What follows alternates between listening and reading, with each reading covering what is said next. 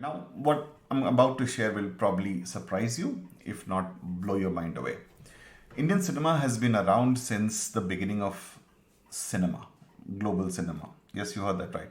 It goes back to 1897 or 1898, right from the silent era movies to the talkies to technicolor, multicolor, and then now wherever.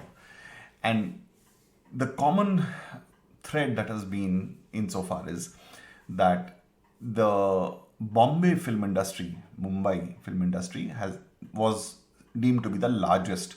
When I say largest, in terms of the number of movies produced and probably the box office collection, up until say very recently, say maybe 20 years earlier, till say 1998 or 2000 or thereabouts. And I'll tell you why I park it at that date. So what happened was, earlier it was known as the Bombay film industry, where large part of the movies were made, developed. It was the dream city. It was what LA is to, or what Hollywood and LA is to United States. Then Mumbai and the Bombay film industry was to India. And so it was like a dream destination for artists to be there. Not to say that the other regions and centers were not doing movies, but Mumbai was by and large the big city, Sin City. But this term Bollywood came somewhere in the 1970s or 75 in some magazine, and nobody really can pinpoint it accurately, at least I don't know.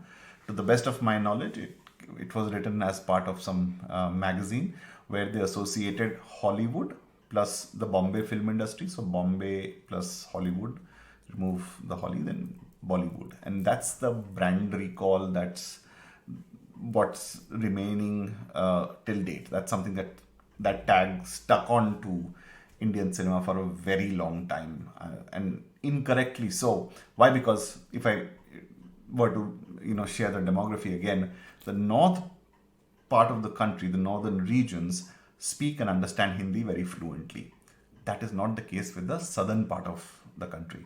Now you're talking about 11,900 screens across the country spread over, of which South India has a huge number of screens where there is an active movie going public, as is the case in North India. And so, why is it that one industry is the sole representation of the other industries is the question to think about. So, up until say 2000 or thereabouts, because of the popularity of Hindi movies, their stars became that much more popular. Many Hindi movies got remade into other languages, and so on and so forth. The reverse has also happened. A lot of great South Indian movies or Bengali movies have been remade into Hindi movies. Now, these industries were small industries because they didn't have that kind of budget, they didn't have that kind of reach. So, they were largely catering to their small regional audience. There weren't any pan India stories, or nobody really thought through on those lines, I'd imagine. And so it increasingly became popular. The Hindi film industry became popular, and this larger than life industry. And therefore, the stardom that comes with it, right? The superstar culture, all of these things are very part. So people actually go to see the star, let alone the story that can take a back seat. If my favorite star is there, then I will go watch the movie. So that kind of dominated Hindi film cinema for a very long time. Now, all this while, the other industries were emerging, and I can tell you there are at least 24, at least, there could be more. There are 24 different languages in which movies are made.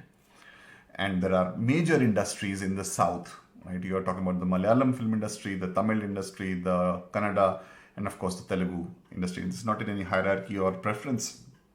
Telugu film industry of late, you must have heard a lot. So the movie RRR was made and produced by the Telugu film industry. Where is the Telugu film industry? It's in Hyderabad. Hyderabad is a city close to Bangalore in the southern region of the country.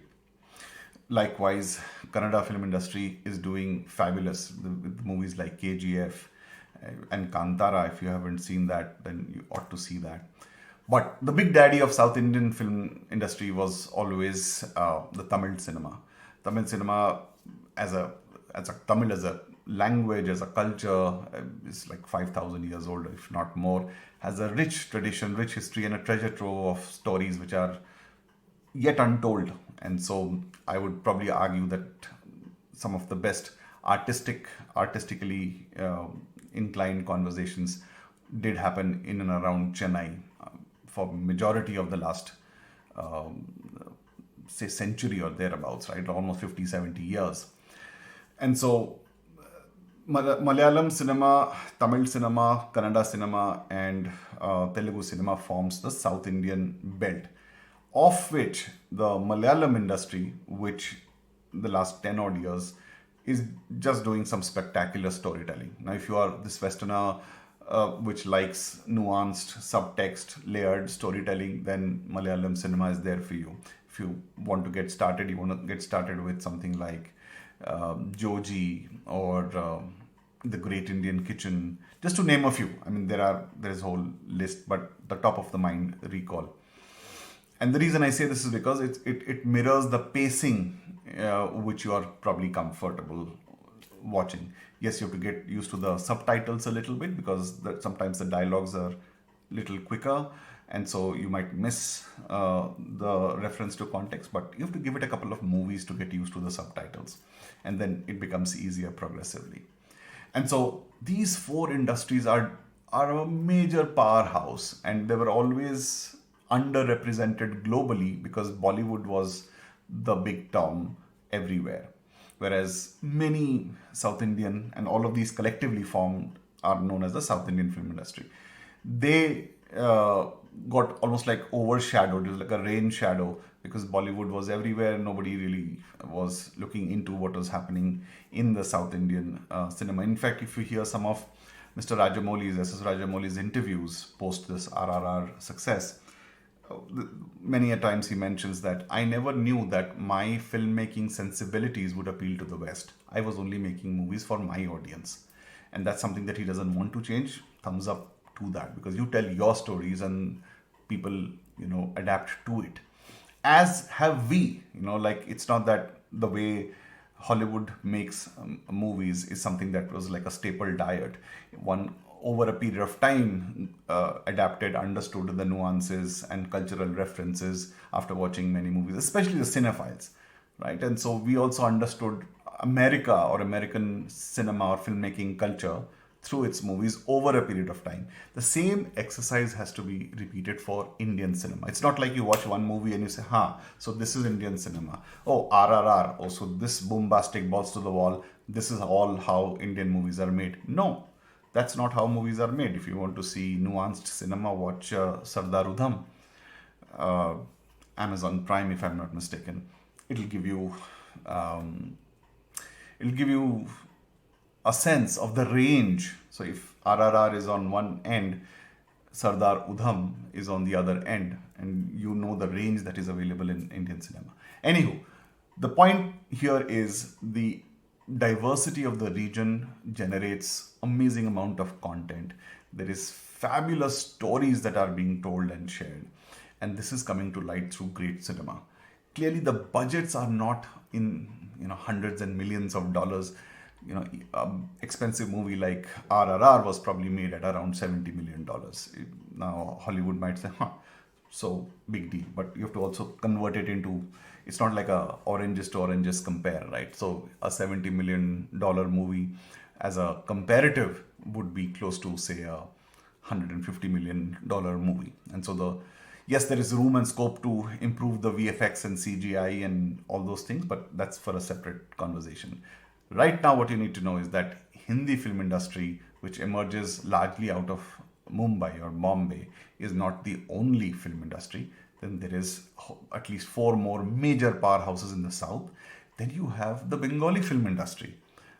Mr. Satyajit Ray is a name that you must have been very well aware of, but unfortunately that's perhaps the only name that resonates. There is a list of directors which are doing or have done a stellar job. Mr. Rituparna Ghosh, or you want to talk about Mr. Kaushik Chatterjee, Kaushik Ganguly, Shrijit, many other directors. Likewise, the Gujarati film industry. Oh, before I traveled there, in not just the Bengali film industry in the east, you have northeast as well. As you know, there are 7 states in the northeast of the country, which is just above Kolkata as a region. They are doing some great work as well. If you haven't watched a movie called Amis, you might want to give that.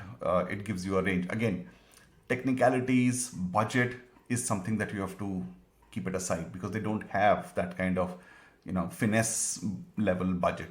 But what you've got to observe is the underlying narrative, the original storytellings, the beautiful acting that is there, and so on and so forth. So there's that is the eastern part. You heard about the southern part. There is a lot happening in the western part. So while Mumbai focuses largely on Hindi films, then there is the Marathi language, which has some stellar actors, rich theatrical culture. You're talking about movies like Court, Shwas, some stellar movies to watch. There's the Gujarati film industry, which is just above Mumbai, like Ahmedabad, like I said.